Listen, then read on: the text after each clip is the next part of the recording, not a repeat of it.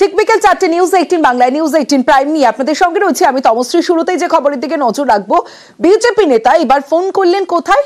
দিদিকে বলতে।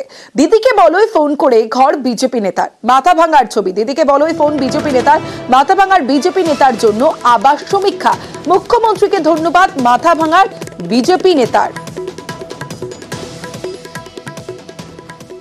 দিদিকে বলতে ফোন করে ঘর বিজেপি নেতার, মাথা ভাঙায় দিদিকে বলোয় ফোন বিজেপি নেতার, মাথা ভাঙার বিজেপি নেতার জন্য আবাস সমীক্ষা। মুখ্যমন্ত্রীকে ধন্যবাদ মাথা ভাঙার বিজেপি নেতার।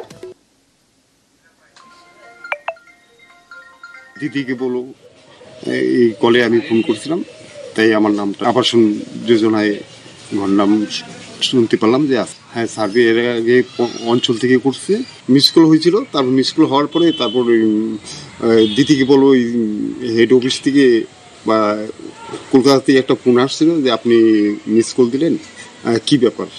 তারপর বললাম যে আমার ঘর নেই, আমাকে একটা ঘর দিলে ভালো হয়। আমি দায়িত্ব থেকে একটা সাধারণ কর্মী হিসাবে আছি। কি পার্টিতে? ভারতীয় জনতা পার্টির।